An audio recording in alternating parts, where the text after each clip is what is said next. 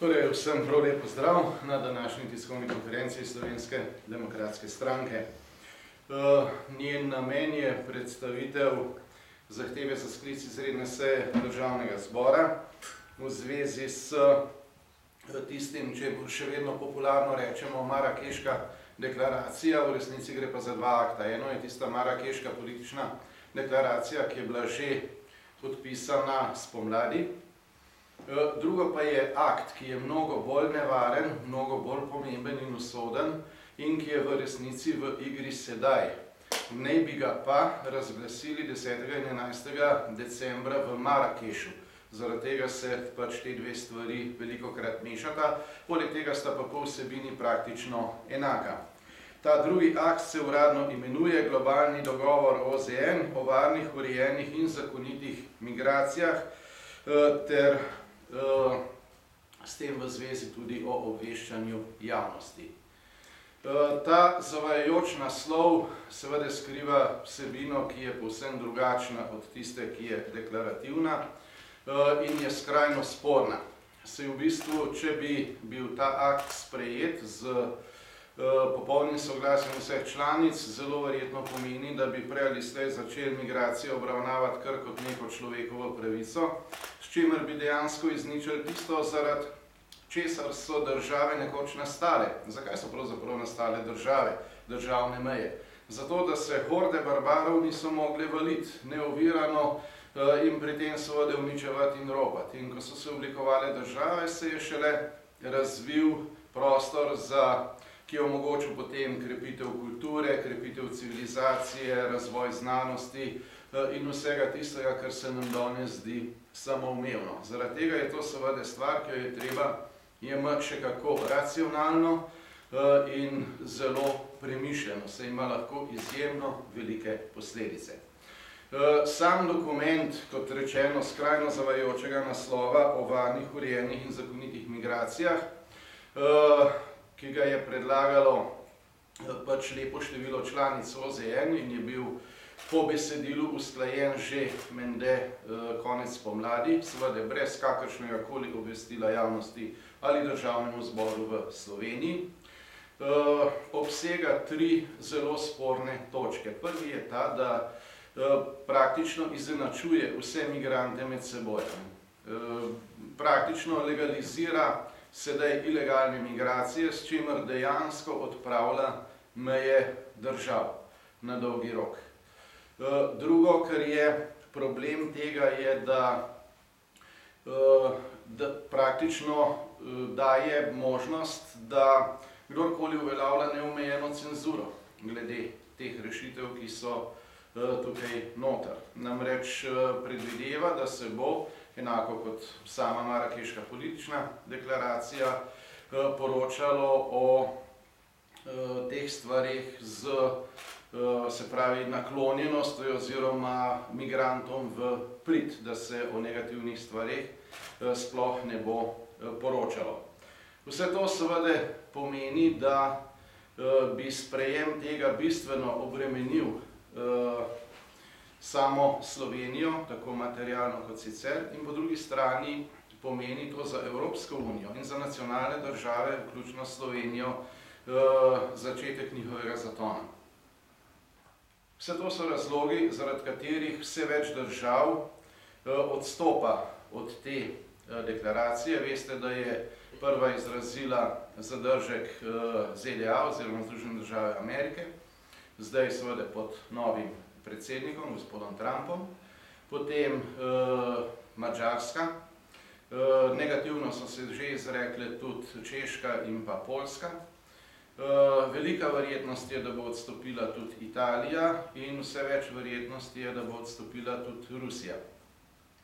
Skratka, vrstijo se napovedi držav, tudi naše sosede, zdaj, kot veste, napovedujejo, da bodo odstopile od tega sporazuma.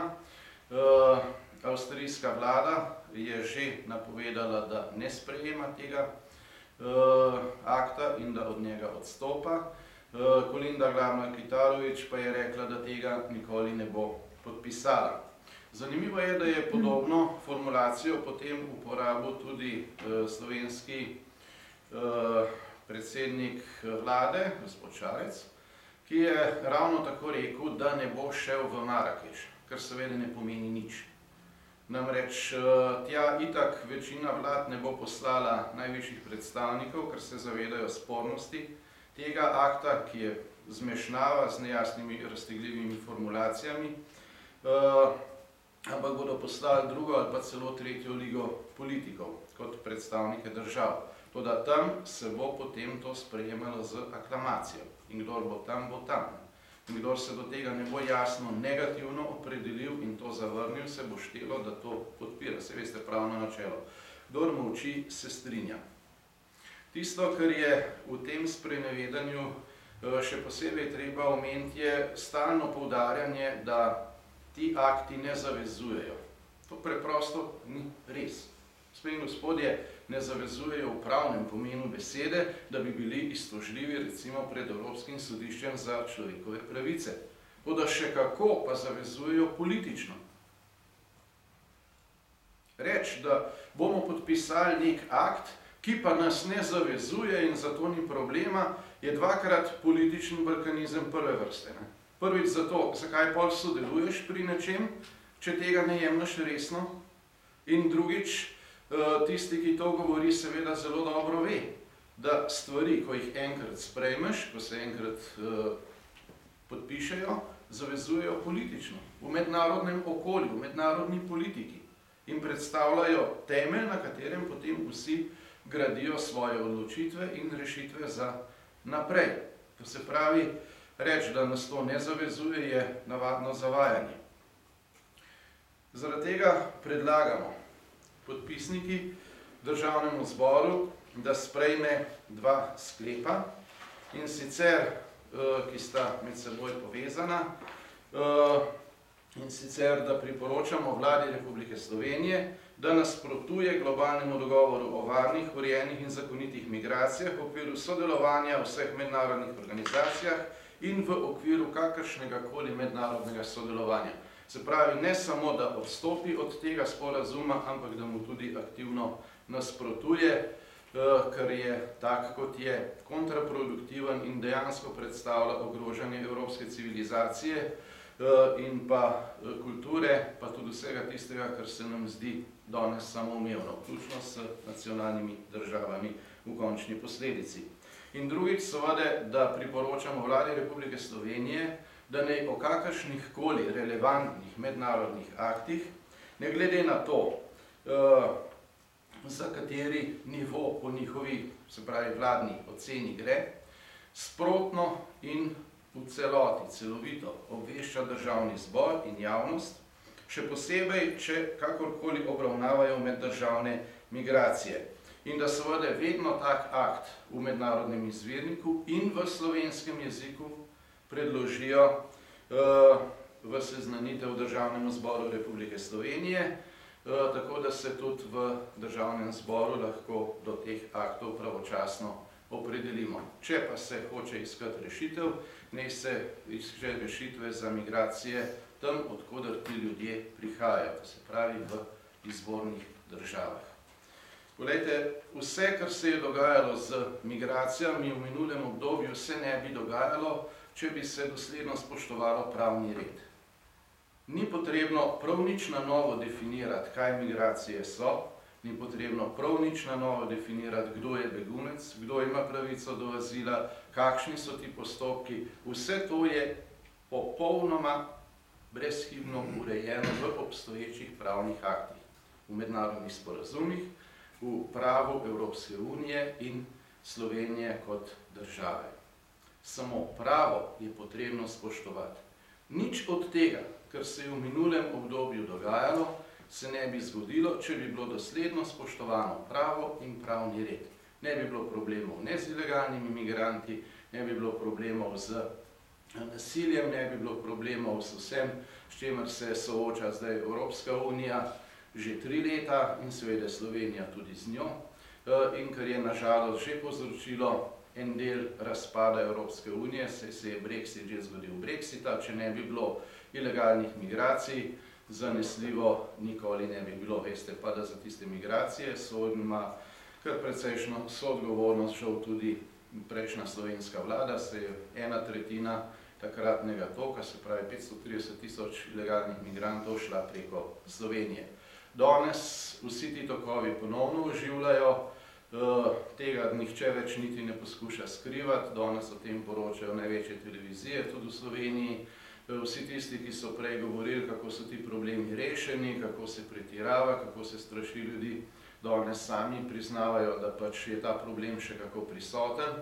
In seveda migracije so nekaj, kar predstavlja največji varnostni izziv Evropski uniji in vsem nacionalnim državam, vključno Slovenijo, ki jo sestavljamo. In po drugi strani je to nekaj, kar ne bo minilo čez noč, je pa nekaj, kar še kako oblikuje politično sceno, kar oblikuje razvojne možnosti, kar oblikuje varnost in blaginjo ljudi. Zaradi tega je do tega potrebno iskati najbolj racionalne poti, največjo možno mero konsenza in seveda skrajno previdno odpirati kakršnekoli možne rešitve.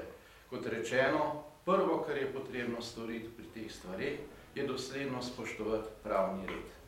In v okviru tega pravnega reda predlagamo, da se ta akt OZN s tako zavajajočim naslovom, katerega vsebina je povsem nekaj drugega,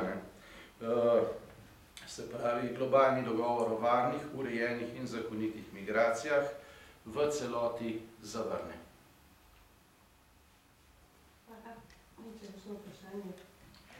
Še kakšno vprašanje, prosim? Ja, tako. Martin Razboršek, TV Slovenija, jaz imam to Marakeško deklaracijo v obeh verzijah, pa tudi odgovor vam strani prejšnje vlade, mislim, da še. Res me zanima, katere točke se vam zdijo tako sporne, no? Zdajte, še enkrat povem, gre za dva akta, ki sta med seboj podobna, vsebinsko sta pravzaprav enaka na enakih izhodiščih, imata pa različen naziv in tudi zelo različen status.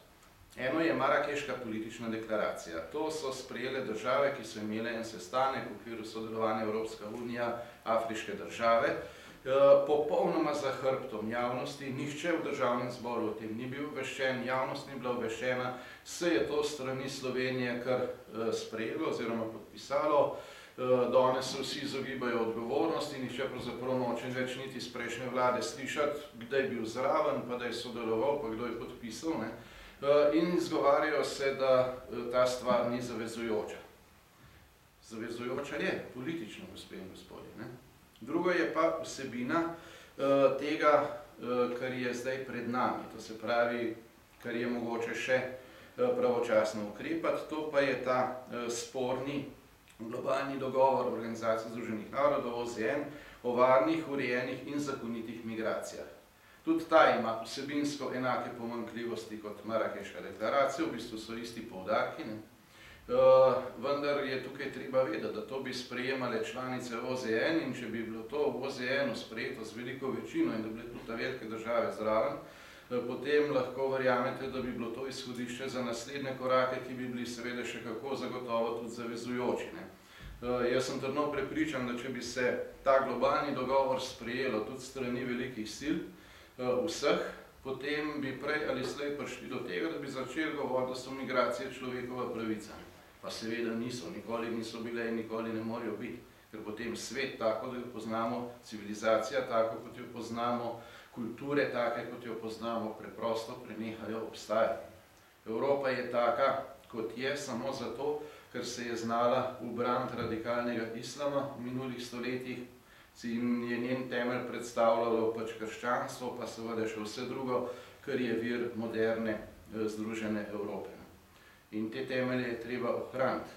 In spomnil bi, da so marsikateri veliki predsedniki v preteklosti, med njimi tudi recimo Ronald Reagan, dejali, da obstaja samo tista država in tista mednarodna skupnost, ki dejansko brani svoje meje. Po tem kriteriju Evropska unija in žal tudi Slovenija v tem trenutku dejansko sploh ne obstaja. To se pravi, treba je stvari najprej postaviti v okvir pravnega reda, ki že velja. Potem lahko ta red morda tudi še kaj izboljšamo, ne? Nikakor pa ni dopustno, da bi se tiste stranpoti, ki so se izkazale za izrazito škodljive zdaj poskuša legalizirati, najprej postopno z manj zavezujočimi, ampak politično pa še kako zavezujočimi akti, kasneje pa zanesljivo seveda to prelili tudi v tako ali drugačno pravno formulacijo. In zaradi tega je treba ukrepati zdaj, dokler je še čas. Ukrepajo številne države, tudi naši sosedi. Če se temu pridruži tudi Italija in zelo verjetno se bo, potem bodo sploh vsi sosedje zavrnili ta globalni pakt OZN oziroma globalni dogovor o varnih, urejenih in zakonitih migracijah. Isto velja verjetno za obe veliki sili in v tem primeru najbrž tudi odločitev Slovenije sploh ne bi smela biti problem. V vsakem primeru pa je Slovenija mnogo bolj občutljiva in ranljiva od teh velikih držav, ne? In mnogo bolj izpostavljena. Zaradi tega je previdnost še toliko bolj na mestu. Tukaj ne gre za odgovornost samo do nas, tukaj ne gre samo za odgovornost do vseh, ki v tej državi živimo. Tukaj gre tudi za odgovornost do naslednjih generacij. Ja, ampak glede na to, da to tle tudi piše, gre za urejanje zadev tam, odkoder vzroka migracij, tudi med drugim. Mislim, to je, se pravi, migracije verjetno še bodo, tudi če ne zaradi drugega, zaradi podnebnih sprememb, na žalost, oziroma treba pomagati verjetno tam na licu mesta tem državam. In to sem jaz razumela, da je to in tudi globalni akt, od katerega so pač določene države odstopile ali pa ne vejo, ali bi se mu pridružile. Bistvo tega je drugje, ne. Kot veste, je tukaj v ozadju cel mehanizem, ki se je hotel vzpostaviti, po katerem bi dejansko migracije celo spodbujali, jih organizirali, odpirali centre v teh državah in potem omogočali naprej migracije in tako. O tem se veliko govori v taki in drugačni obliki, vse to je na precej zvit način tudi bistvo tega akta, ki je pred vami, ne. Tisto, kar je potrebno narediti, je seveda, da mora enkrat svet, če misli resno, ugrizniti v tisto kislo jabolko in poskrbeti, da bo v teh državah mir. Če se ga ne da zagotoviti drugače, se ve, kakšne so metode, da se to zagotovi. In potem je potrebno pomagati ekonomijam v teh državah, da oživijo, da ljudje ostanejo doma in da sami pač delajo, ne. Ampak pazite, to ne s uvažanjem tujih vojsk in tujih vojn na evropska tla, ampak tako, da se omogoča, da ljudje po svetu živijo varno in mirno in da seveda ekonomije delujejo.